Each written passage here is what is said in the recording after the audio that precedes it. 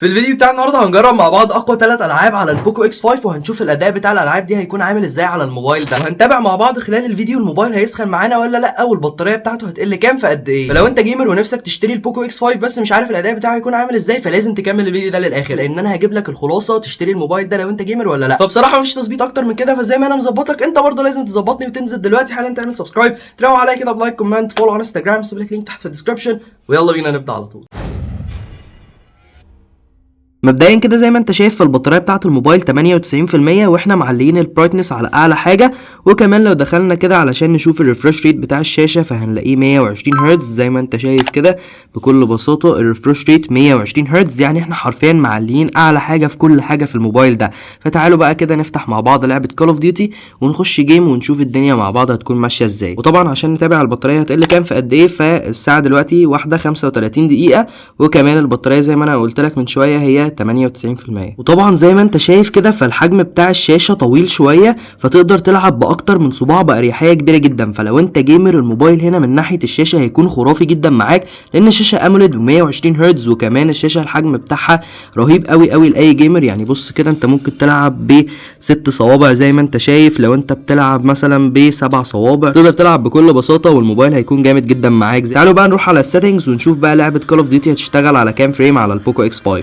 بكل بساطة كده هتلاقي عندك ان البوكو اكس 5 بيشغل لعبة كول اوف ديوتي على فيري هاي وفيري هاي او هاي وماكس. تمام زي ما انتم شايفين كده هاي وماكس بتقدر تشغل عليها لعبه كول اوف ديوتي على البوكو اكس 5. وبصراحه البوكو اكس 5 بالسعر بتاعه كون ان هو يشغل الجرافيكس على هاي وكمان الفريم ريت على ماكس، دي حاجه عظيمه جدا جدا بالنسبه للفئه السعريه بتاعته. هو اعلى موبايل ممكن يشغل لك الجرافيكس دي على لعبه كول اوف ديوتي. طبعا في حاجه لازم تعملها قبل ما تبدا اي جيم، وان انت تسحب كده وتقوم دايس على كلمه بوست علشان تجيب اعلى فريمات ممكن تاخدها من الموبايل. زي ما انت شايف كده الفريمات كانت قبل ما تعمل بوست كانت 26 اف بي اس، وبعد ما عملت البوست ده من الجيم بوست بتاع شركه بوكو هتلاقي ان ال60 فريم بدأت تظهر معاك بكل بساطة. تمام تعالوا كده بقى نجرب نلعب لعبة كول اوف ديوتي. زي ما انتم شايفين كده اللعبة شكلها سلس قوي يا جماعة، اللعبة سريعة جدا والجرافيكس بتاعتها حلوة قوي. بصوا التفاصيل بتاعة المبنى اللي احنا فيه ده، يا نهار ابيض على الجمال، بجد تفاصيل حلوه قوي. عادي ولا اي حاجه، انا اصلا يا جماعه داخل في نص الجيم ده، انا ما بداتش العب الجيم ده من اوله، ففي ظلم هنا بيحصل بس قشطه. بس كده اول كلايه بالبوكو اكس 5. اوه تاني كلايه بالبوكو اكس 5. بقول لكم ايه، في شغل عالي قوي هنا بيحصل. دن كده تالت كلايه يا جدعان. والله العظيم الواحد يجي منه في لعبه كول اوف ديوتي، بس بصراحه لعبه ببجي ما يجيش مني قوي. يا نهار ابيض ايه الايم اللي حصل ده، ولا اي حاجه ولا كاني قلت اي حاجه يا جدعان. الشاشة هنا يا جماعة بجد كبيرة قوي، تقدر تلعب بيها باكتر من صباع. هي الفكرة بس كلها ان انا ما بعرفش العب، فتلاقيني بلعب بصبعين بس عادي او حاجة. تمام بس انت فعلا تقدر تلعب ب5-6 صوابع عادي خالص. الشاشة هتكون كبيرة قوي زي ما انت شايف كده. فاوفر اول الشاشه بتاعه الموبايل هنا هتكون جباره جدا معاك لو انت جيمر. وكمان اهو زي ما انت شايف كده الاداء بتاع الموبايل مفيش اي دروب في الفريمات ولا اي لاج، زي ما انت شايف كده معايا في لعبه كول اوف ديوتي شغاله على 60 اف بي اس مستريح تماما. ايه ده طلع معايا ده ماشي، شغاله على 60 اف بي اس من غير دروب في الفريمات ولا اي لاج اهو.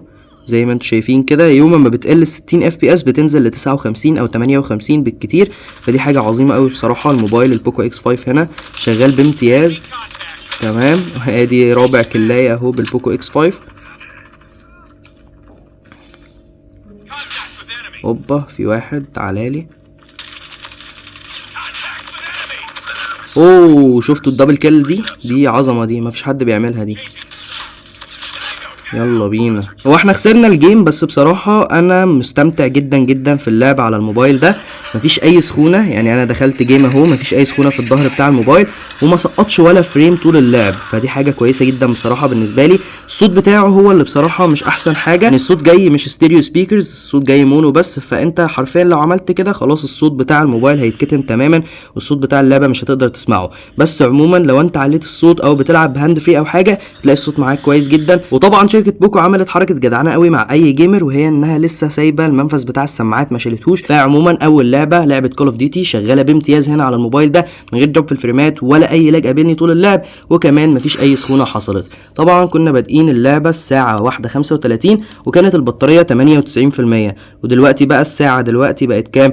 1:46 والبطاريه بقت 96%، ودي حاجه كويسه جدا ان احنا معليين اعلى حاجه في كل حاجه وكنا بنلعب بكل بساطه. الموبايل ما سخنش وكمان البطاريه قلت 2% في جيم، فدي حاجه كويسه جدا بصراحه بالنسبه لي. البطاريه على فكره هتكون كويسه قوي معاك لو انت جيم. اللعبه الثانيه وهي لعبه ببجي، وزي ما انت شايف كده البطاريه بقت 96% بعد ما لعبنا جيم على كول اوف ديوتي، وكمان الساعه دلوقتي هي 1:52. فتعالوا بقى كده نفتح لعبه ببجي ونشوف الدنيا ماشيه ازاي ونشوف الجرافيكس بتاعتها هتشتغل على كام فريم. تعالوا كده بقى نشوف مع بعض اللعبه هتشتغل على اعدادات كام فريم على البوكو اكس 5.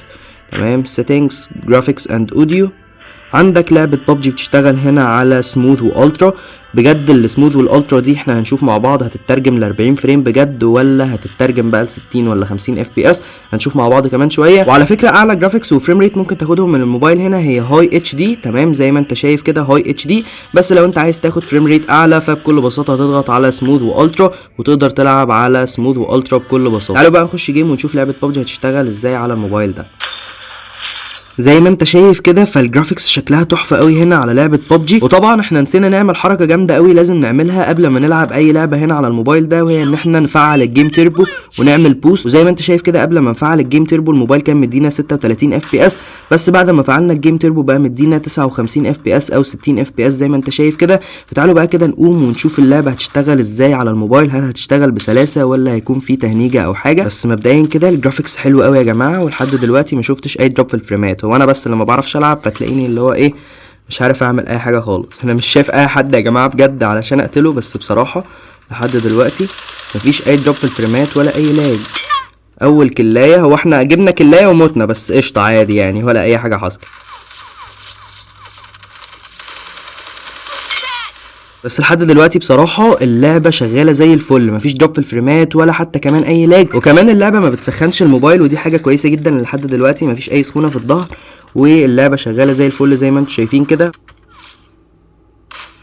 بس كده يا جماعه جبنا كلايه زي ما انتم شايفين كده بس كده. وطبعا لو جيت هنا هتلاقي بص اقل حاجه ممكن يوصل لها الفريمات هي 57 اف بي اس زي ما انت شايفين كده دلوقتي، ومفيش اي لاج ولا اي سخونه واللعبه شغاله زي الفل. الجرافيكس يا جماعه حلو قوي، وبصراحه السموثنس بتاعه اللعبه حلوه قوي وعجباني.